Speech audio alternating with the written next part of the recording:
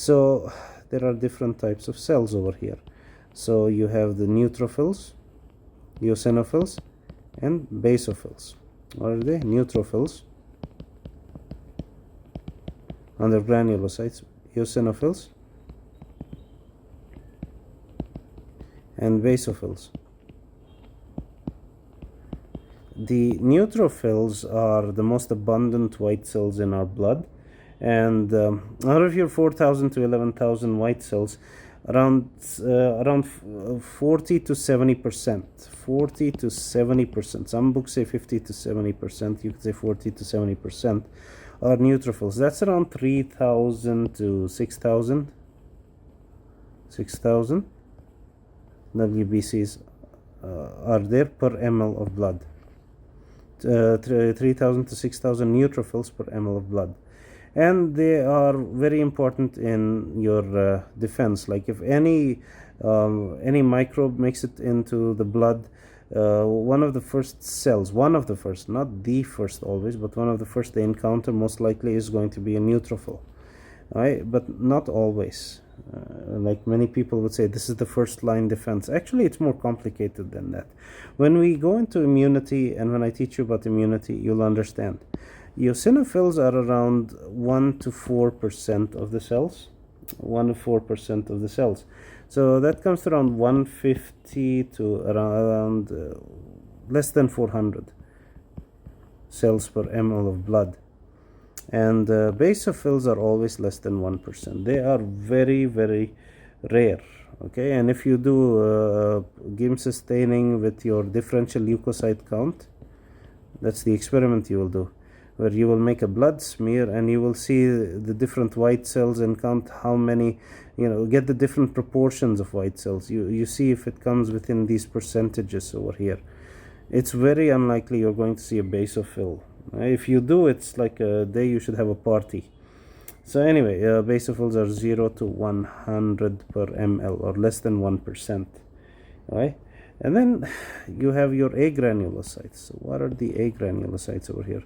The agranulocytes are your lymphocytes, and then your monocytes. You can also say your natural killer cells come over here in this category. So they play a very important role in immunity, which we will go into eventually. Your lymphocytes constitute around 20 to 40% of your white cells. That's around 1,500 to around 4,000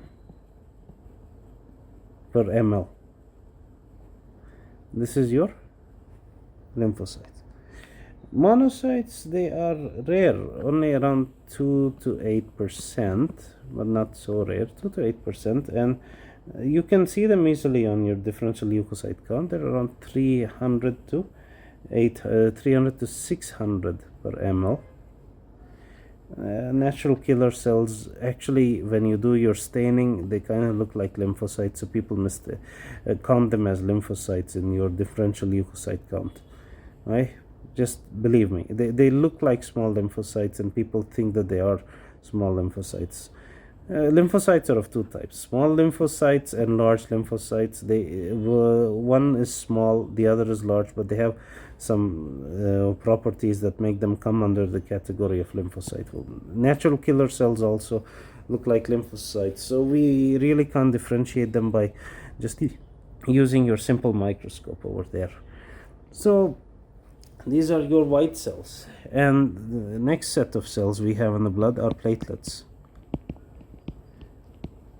Platelets, they are around 150,000 to 400,000 per ml.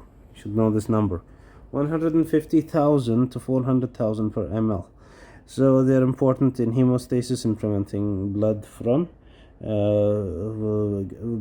losing blood whenever we have injuries. Whenever you nick a vessel or damage a vessel, like when you accidentally cut yourself when you're shaving, or you have a nasty fall, you might bleed. So what stops you from bleeding and dying are these platelets. They are very important in hemostasis. So that's your cellular elements over there. Now, I was about to tell you about the leukocyte count in kids. So here's the number. Okay, so let's start with WBC in kids. Kids, very important. So your WBC is in kids, your leukocyte count in kids. Newborns have around 13,000 to up to 38,000 cells per microliter or ml. Right? Then you have your babies who are around 2 weeks old. 2 weeks old. Around 2 weeks old, they have up to from 9,000 to 30,000. So the numbers start to fall for millimeter cube or ml.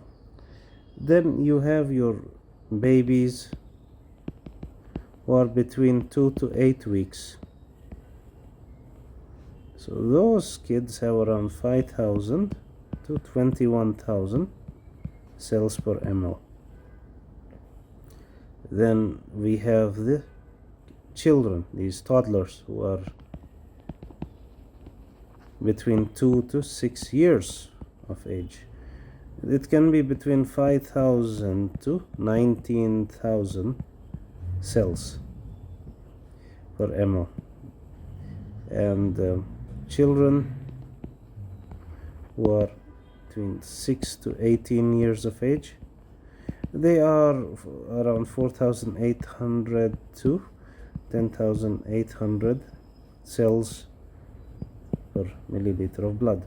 So their numbers vary with age. It takes time for them to come to our adult numbers, up to 6 years of age, even 18 years of age. Now, the newborns and these babies, one more thing you should know. You see this percentage of neutrophils being 40 to 70% and lymphocytes being 20 to 40%. In babies, it's the other way around. The neutrophils can be around 40% and the lymphocytes can be 60%. So this reversal of percentages of proportions can confuse people who are not used to seeing kids.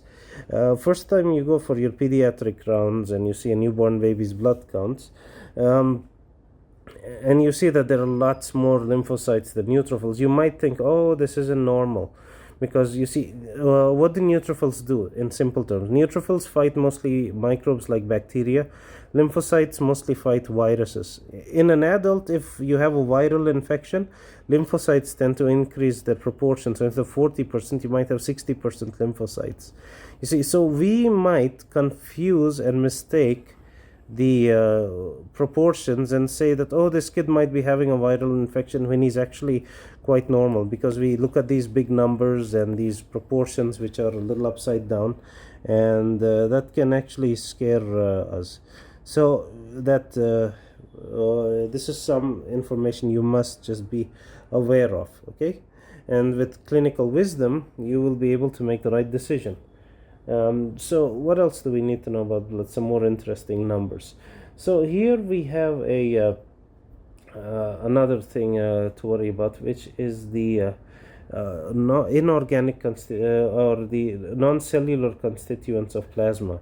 So your plasma has got other things apart from cells. Your blood has other things apart from cells in the plasma. So you have your sodium, so constituents of plasma. We have number one, electrolytes. You have sodium, you have potassium, you have chloride, you got your bicarb, you got your calcium, you got your magnesium, sometimes chelated and sometimes free. So different electrolytes are located. You got proteins, plasma proteins, very important topic. Plasma proteins. So you got your albumin, you got your globulin, you got your amino acids. All right, they're all floating over there. You got your sugars, carbs. So you have your glucose, for example, and you have lipids floating around in the form of cholesterol and fatty acids. Then you have your enzymes like amylase and alkaline phosphatase.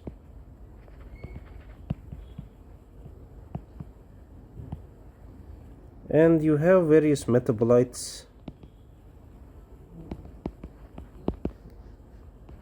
like bilirubin, which is the breakdown product of hemoglobin, urea, which is the breakdown product of amino acids. So this is from hemoglobin, breakdown product. Urea is from amino acids. Then you have uric acid. This is the breakdown product of various purines in the body. And then you have your creatinine. This is when your muscles die, they release this from muscles.